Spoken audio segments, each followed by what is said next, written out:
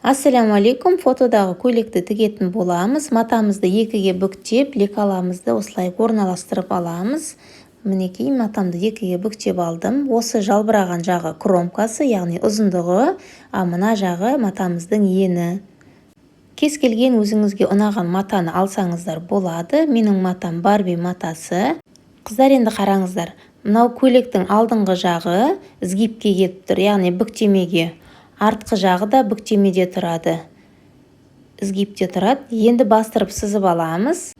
Бір ескеретін жағдай, қыздар, бұл лекала ұзын, яғни ұзын бойлы қыздарға да арналған. Сол себепті өзіңіздің керек ұзындығыңызды алып, артығын осылай қайтарып қоясыздар.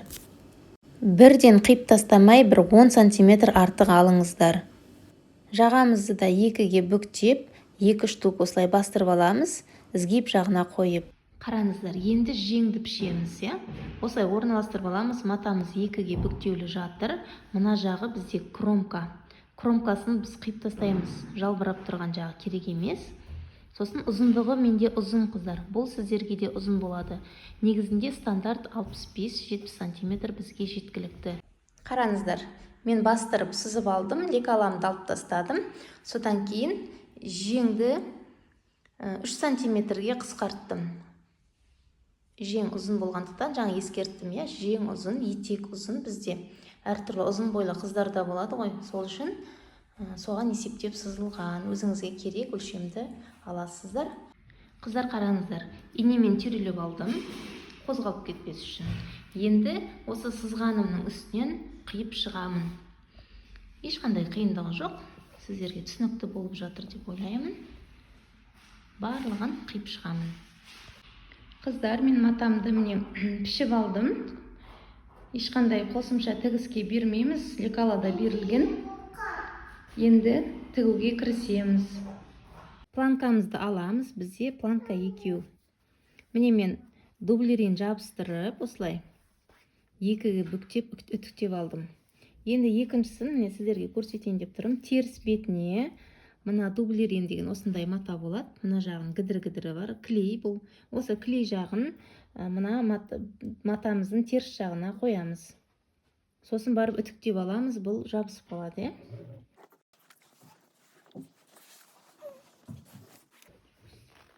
Міне, айналасын артықтарын қиып тастаймыз. Мен артық жерлерін қиып алдым. Енді ортасынан бүктеп үтіктейміз. Қақ ортасынан бүктеп.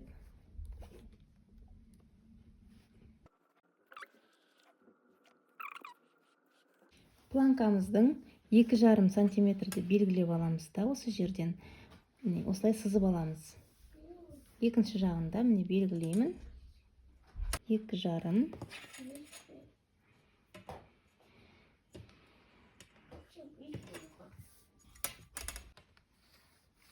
Мінекей 2,5-ды белгілеп осылай сызып аламыз. Енді қараңыздар, мынау вставкамызды аламыз. Оң бетімен мына планкамыздың оң бетін беттестіреміз бір-біріне. Мінекей бір-біріне келтіріп, мынау сияқты инемен түйрелеп аламыз. Содан кейін мына сызықтың үстінен просто тігіп шығамыз. Басында және аяғында закрепка береміз. Планканы түзу тігіспен екі жағында тігіп алдым, қосып. Енді осы жерлерін оверлоктап аламыз. Оверлок болмаса зигзагпен тігеміз. Оверлоктап екі жағын өтектеп алдым. Енді міне мынау бізде оң жағы бетінде тұрады. Тігістің бойына келтіріп, бір-біріне беттестіріп қойып, инемен түйрелеп қоямыз.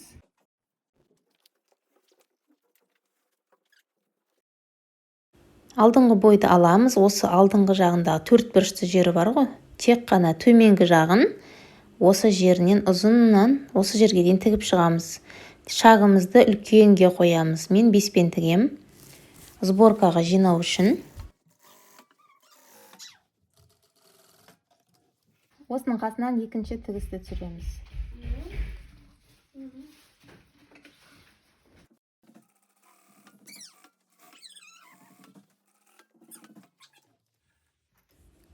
Осы екі жіпті тарту арқылы сборкаға жинаймыз.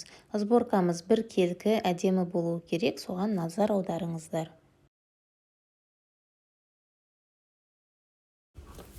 Енді ставкамызды аламыз да көйлектің осы жеріне қоямыз. Видеодағыдай мына шетінен 1 см ставкамыз асып тұру керек. Сосын барып инемен түйрелейміз. Екінші шетінде ставкамызды 1 см-ге асырып барып түйрелейміз. Видеода көріп тұрғандарыңыздай. Содан кейін қыздар ортасындағы мына сборкамызды біркелкі етіп әдемілеп жиырамыз. Осы инемен түйрелеген екі шетіне сборканы жіберіңкіреңіздер, сол жағына қарай. Екі шетінде көбірек болса әдемі көрінеді. Барлық жерін инемен түйрелеп аламыз. Сол кезде тігуге ыңғайлы болады. Содан кейін тек қана осы астыңғы бөлігін ғана тігіп шығамыз. Осы жерді тек қана.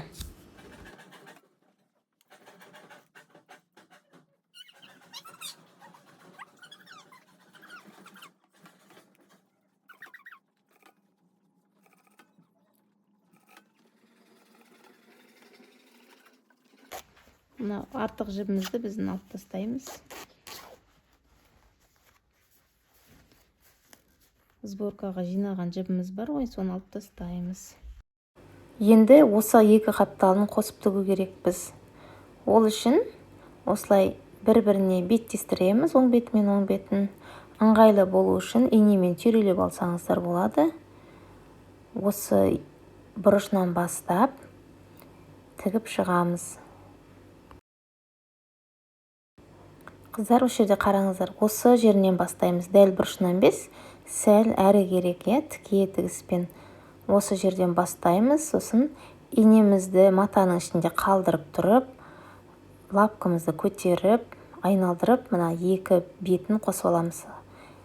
Көйлегіміздің міне екеуін қосып алып, тігіп шығамыз.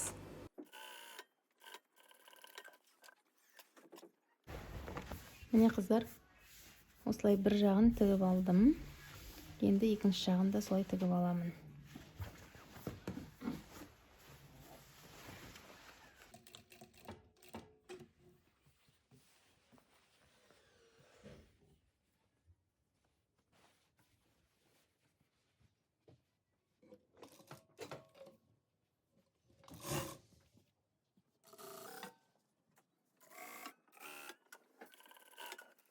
Осылай тігіп аламыз. Мінекей, енді үтіктейміз. Әрбір тігістен кейін үтіктеу маңызды, ұмытпаңыздар.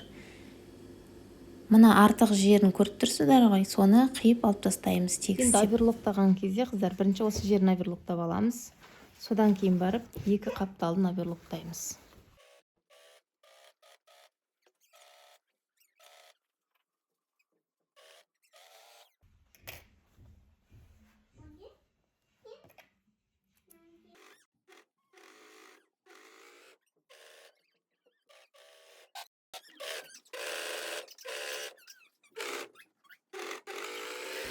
Осылай болып шықты. Мен оверлоктап алдым теріс жағынан. Енді қараңыздар. Көйлегіміздің алдыңғы бойы мен артқы бойын қосып тігеміз. Оң бетімен оң бетін беттестіріп, бірінші екі иықтарын қосып аламыз. Міндетті түрде инемен түйрелейміз. Осы екі иығын тігіп аламыз. Содан кейін екі қапталын тігіп шығамыз.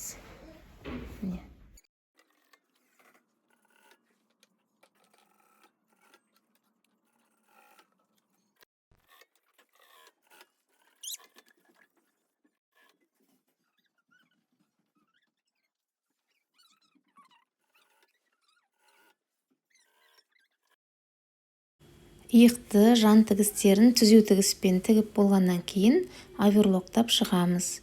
Егер оверлогыңыз болмаса, онда зигзаг тігіспен тігіп шықсаңыздар болады.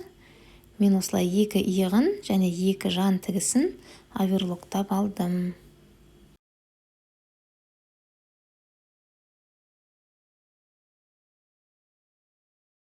Мінекей қыздар, екі жанын иықтарын мен оверлоктап алдым.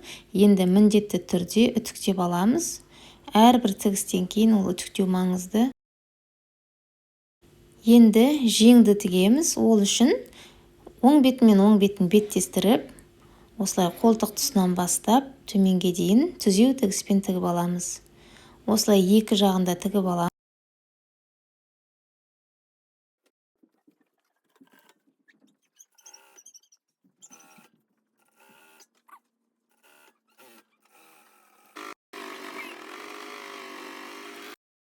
Жеңнің төменгі жағында оверлоктап аламыз. Міндетті түрде ұмытпаңыздар.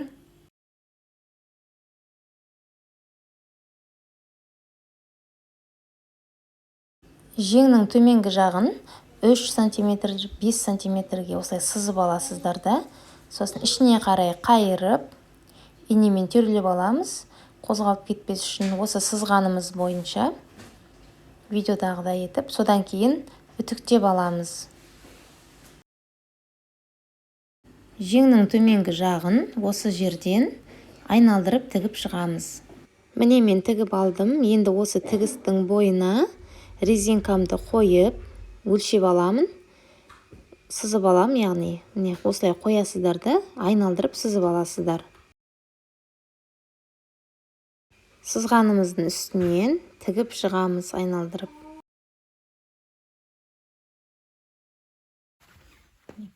Мына тікпей қалдырып кеткен жерімізден резинкамызды түйреуішпен өткізіп аламыз. Менің резинкамның ұзындығы 16. Сіз өзіңіздің мына қолыңызды өлшейсіз, мына жеріңізді. Өзіңізге қанша керек, сонша резинка алатын боласыз. Көйлекке жеңді қосып тігеміз. Ол үшін оң бетінен жеңімізді кигізіп аламыз. Жеңдегі манағы центрін көйлектің иығымен бірге қылып аламыз. Қолтықты да бірге қылып аламыз. Тігістерін бір-біріне келтіріп, айналдырып, инелеп аламыз.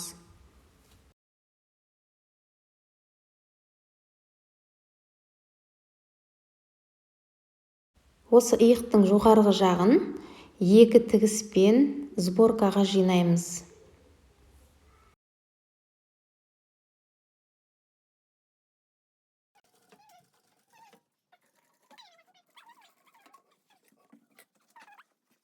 Осы екі жіпті қатар тартқан кезде бізде сборкаға жиналады. Осылай иықтың жоғарғы жағын сборкаға жинаймыз.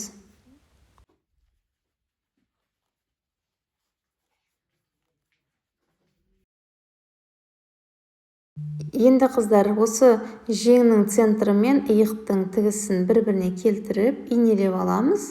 Содан кейін машинкада айналдырып тігіп аламыз. Тігіп болғаннан кейін міндетті түрде оверлоктаймыз.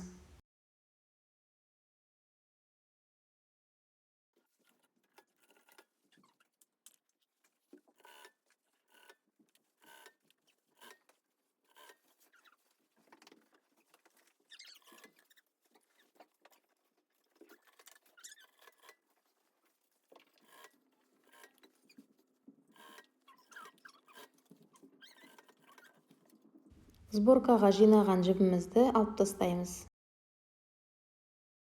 Екі жеңді қосып тігіп алдым. Мінекей, осындай болып шығады. Мына тігістері бір-біріне сәйкес болып тұру керек. Екі жағының да тігістері. Енді оверлоктап аламын. Мінекей, жеңді мен осылай қосып, оверлоктап алдым. Екі жағында.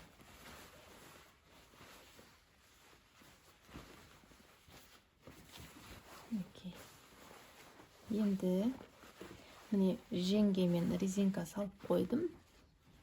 Осындай алып. Резинка өткізген тесігімізді тігіп аламыз.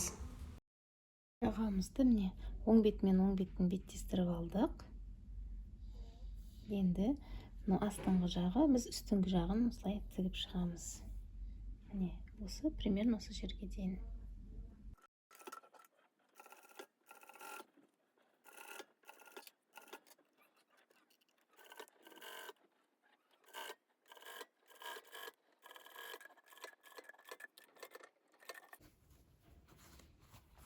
Үтіктеп аламыз.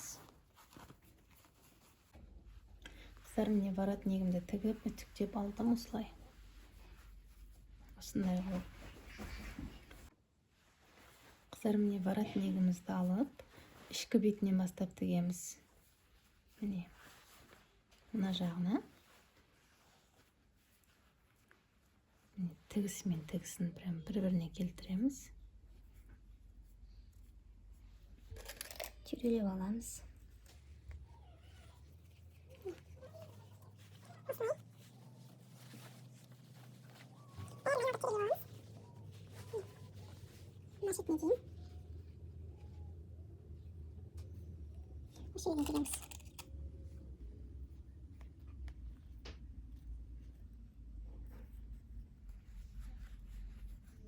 Енді тігуге кірісемін.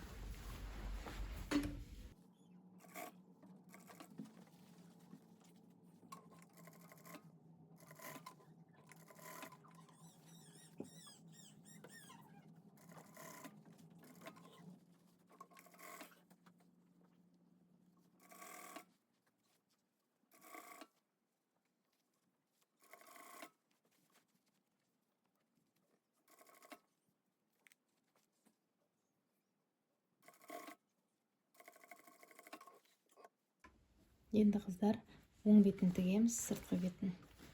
Ол үшін қайырамыз, солай. Инелейміз. Инемізді солай түйрелеп аламыз.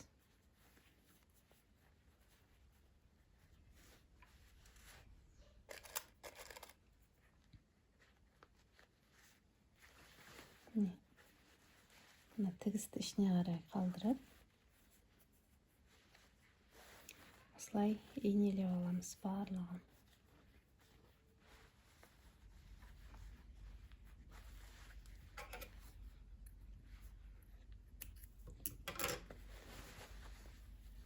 Көктеп алсаңыздар да болады. Көктеп алған ыңғайлы негізінде.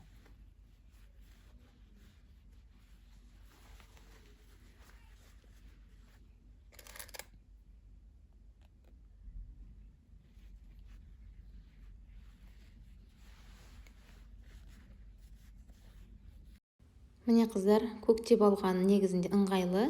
Осылай көктеп алсаңыздар, жұмыстарыңыз жеңілдейді. Енді шетінен тігіп шығамыз, айналдырып.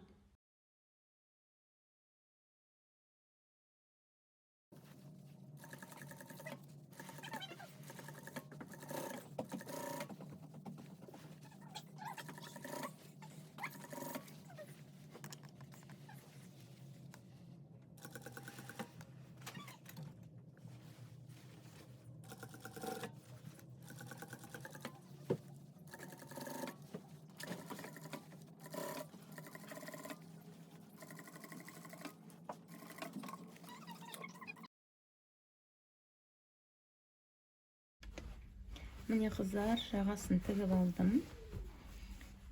Осындай болып шықты. Енді түктеу керек, жақсылап. Стойка воротнигіміз қондырып алдық қой, тігіп. Енді алдына ілгек немесе кнопка саламыз. Егер де кнопка аппараттарыңыз болмаса, онда ілгек саласыздар.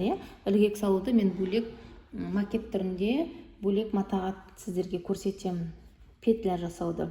Мен ара қашықтығын 7 сантиметрден осылай өлшеп алдым. Мына жерде біреу кетеді, мына жерде үшеу кетеді. Бұлар енді көйлектің етегін тегістейміз. Ол үшін көйлекті осылай жатқызамыз да, осы мойнын тұсынан бастап, осы лентамызды қойып, осылай өзімізге керек өлшемді сызып аламыз, бойыңызға қарай. Лентамызды осылай қоямыз, мойын жағынан енді міне мына бұрышына дейін тек қана төменгі жағын қозғаймыз, а бас жағына тимейміз, мойын жағына. Осылай етекті сызып аламыз.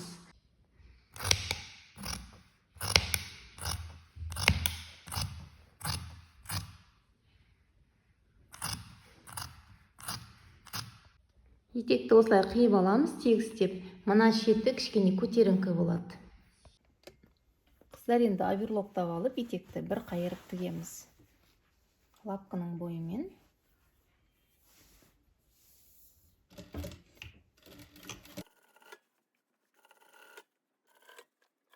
Енді біз алдына кнопка орнатамыз. Ол үшін немесе сіздер ілгек салсаңыздар да болады. Өз қалауларыңыз. Осындай екі насатка қажет болады. Оған біреусіне міне осындай екі не керек, кнопка біреу мынаған кетеді, и біреусі мынаған кететін болады. Бірінші осыны салып аламыз. Содан кейін екінші насадкілеріміз осы. Бұл астыңғы жағында тұратыны, мынау бетінде тұратыны, мынау мына екінші бетінде тұратыны, астыңғы жағында. Оған осы екі кнопканың не екіншісі керек болады. Біреу мына жаққа, біреу мына жаққа кетеді осылайынан. Астына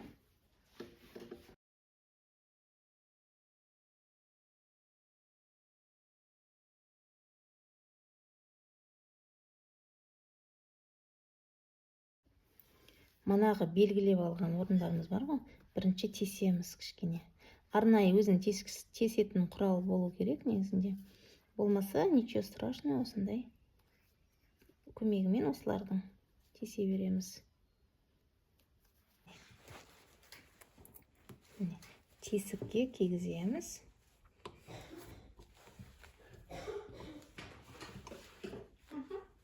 Сосын қолымызбен қаттырақ басамыз.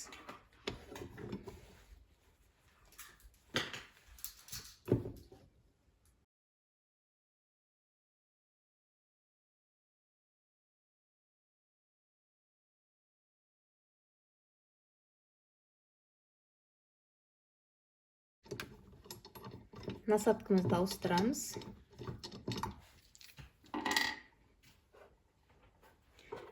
Мынау бізде астында. Мына бөлігін кигіземіз осы арқа. Ал мынау бізде үстінде тұрады. Қыздар, енді міне насадкамызге бәрін дайындап алғаннан кейін мына беті дайын болды. Мына бетін кигіземіз, оң жағынан кигіземіз бұны. Мына жақта біздің кішкентай неміз тұр ғой, бәрін салып алдық.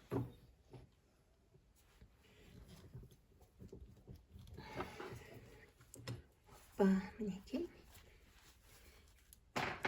Осылай киіледі. Мінекей қыздар, біздің бірінші кнопкамыз дайын. Қалғандарында солай қондырамыз. Мына жерден біреу кетеді, екеу, үшеу. Міне қыздар, мен кнопкаларын осылай орналастырып алдым. Бірінші видеодағыдай барлығын жасап аласыздар, Мінекей. Кнопкамен де, мне кажется, әдемі. Ілгек болмағасын мен осылай істедім. Ілгек алуға ұмытып кеткенмін. Сіздер ілгек немесе осындай кнопкаңыз болса, кнопка салуға кеңес беремін. Әдемі. Қыздар, осымен сабағымыз аяқталды. Сіздерге сәттілік. Тігіп, осылай фотоотчет жіберсеңіздер, қуанып қаламын.